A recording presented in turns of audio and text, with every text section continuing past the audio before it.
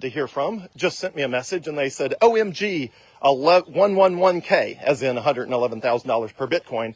And then they asked a question, a great question, which is, will you ever have a number? Question mark. Well, what do you think they mean by that? Well, what I assume they meant is, will you ever have a number at which you will sell Bitcoin? My response was no.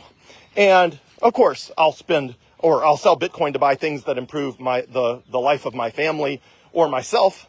For example, I talked for quite a while about how I wanted a Tesla. And eventually, the price of Bitcoin got high enough, my confidence in Bitcoin got high enough, that I took out a Trustmark car loan, and so I didn't have to buy Bitcoin or sell Bitcoin, and I bought a 2026 Tesla Model Y. And it's super cool, and I love it. It drives me everywhere without me having to touch the steering wheel or the pedals.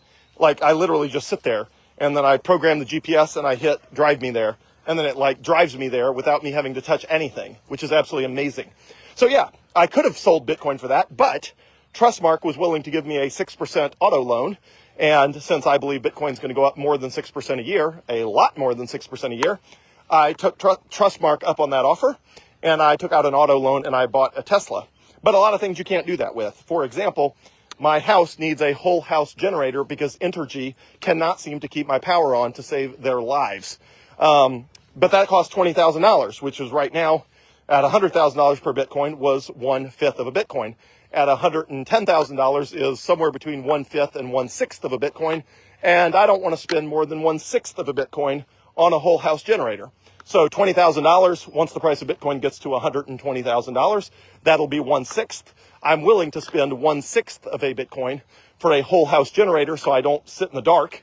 Now, my security systems are all set up on battery backup, so they're not affected, but my air conditioner is. And when the power goes out, I'm in the dark, I'm hot, and I can't take a hot shower because my water heaters are electric lit. Even though they're gas powered, they're electric lit, so they won't light.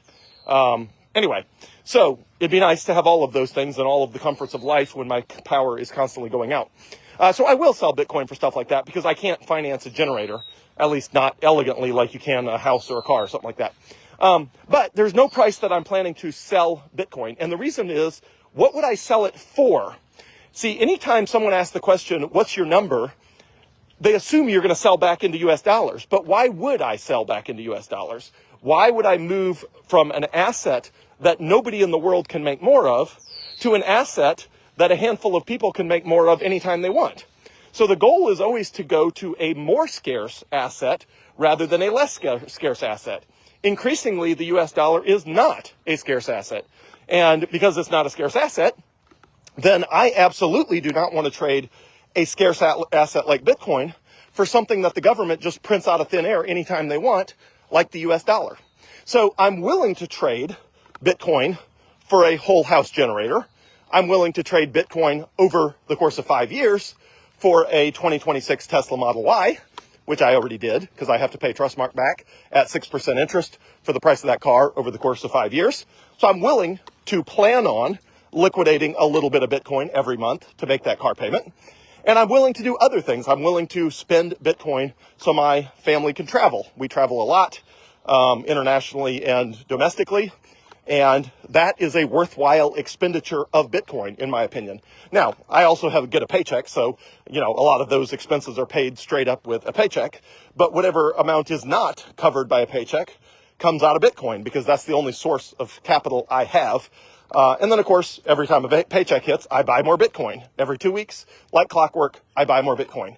But that doesn't mean things don't come along like a whole house generator that is not covered by my paycheck, and I gotta, have source funds somewhere. So that comes from long-term savings called Bitcoin. So anyway, so anytime you're thinking of selling Bitcoin, ask yourself, sell it for what? You could sell it and buy real estate, but a real estate has property taxes, maintenance fees. Real estate is really expensive right now. Stocks are really expensive. Bonds are really expensive. Like, everything's really expensive right now. So I don't think any asset is worth, there's no asset that I'm willing to worth trading for Bitcoin, because every other asset is an asset that someone can make more of, or that's not, that's whose price is significantly inflated right now. So for stocks, every company can issue more of their own stock. So their stock is only as as scarce as their management team decides to make it. Same for bonds. Every country or company can just issue more bonds anytime they want. And the interest rate just determines what the market appetite is for that. For real estate, people can constantly build more real estate. They just can.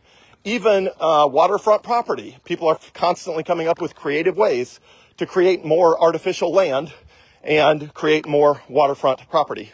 So there's nothing really scarce in the world other than Bitcoin. And from an absolute basis, gold is relatively scarce. The problem is there's there's just an insane amount of gold under the ground and in the oceans and on asteroids. It's just really hard to get to it. But at some point, humans may find ways to get to asteroids and mine gold on asteroids, or find a way to get the gold out of the ocean. And there's tons of it in the ocean in trace amounts. If somebody found a way to filter it out of ocean water from the oceans, there's a ton of gold there. I've been told. I have not fact-checked that, but I've been told. And same with underground. There's just a ton of gold underground that for the right price, you can go dig it up. So Bitcoin is the only truly scarce thing in the world that is decentralized. It's not controlled by anyone. Nobody can make more of it. There's more than 100,000 people in the world with a complete and total veto power over Bitcoin. And I am one of those people because I run a Bitcoin node, which only costs you $500. It's actually $430. If you want to run a Bitcoin node, it's called Umbrel, UMBREL, website umbrel.com. That's UMBREL.com. You can buy one of those things, plug it into your home Wi-Fi, download the Bitcoin node app on it, and you too will have a veto over anyone changing the Bitcoin network. Because if they change it and you don't like it, all you have to do is not upgrade to whatever change they make, and it will force the Bitcoin network. It'll force people that made the change you don't like to the core rules. It'll force them off the network. And so more than 100,000 people have that veto power, including me. And I run 2 nodes. And a lot of people I know run nodes. So Bitcoin is the only truly scarce, truly decentralized thing that you can be absolutely certain that no one will make more of. And so it just doesn't make sense to trade something that no one can make more of for something that people can make more of. Now, one day, when the entire world has adopted Bitcoin as its currency, and Bitcoin is the only money in the world, then yes, it will still go up in value about 3% per year because humans get 3% better at making stuff every year. So instead of inflating away over time, your purchasing power will always go up over time. But if you want to get more than 3% per year in Bitcoin, we're talking like 25 years into the future. Between now and then, the upside, I think, is radically higher than that. But even when it is fully monetized and everyone in the world is using Bitcoin, the price of the purchasing power, I should say, of Bitcoin will still go up 3% per year because that is human productivity growth. And as humans get better at making stuff, the finite 21 million Bitcoin that will ever exist gets more and more purchasing power because there's more stuff you can buy with the Bitcoin, but there's not more of the Bitcoin. So at that point, let's call it 25 years in the future, yes, you'll need to invest in stocks and bonds and commodities and real estate if you want to get a return higher than 3%. But right now you don't have to. If you want a return that is better and higher, in my opinion, than stocks, bonds, real estates, commodities, and anything else you could possibly invest in my opinion, that return is available right now in the form of Bitcoin, available to everyone worldwide, tradable 24/7 in every currency on the planet, and able to be purchased. You can buy anything in the world. That'll take a Visa card with the Coinbase debit card, which you can set to spend Bitcoin. Or you can, a lot of people will sell you stuff just for straight up Bitcoin without even going through Visa or some other payment provider. So anyway, do I have a number at which I would sell Bitcoin? No, I do not have a number because there is no asset. The problem is a number indicates that there's an asset that I'm willing to trade for. And a number, when people say a number, they presumably mean the US dollar. The problem is I'm not willing to trade Bitcoin for US dollars. That's not a trade I'm willing to make at any price. And even if you said, yeah, but what about at $1 million? It's like, well, all that tells me is that the government has completely inflated the value of the US, or they've inflated the money supply, thereby making the value of Bitcoin go way up. And if the price of Bitcoin goes to $1 million, there's no reason it doesn't go to $10 million.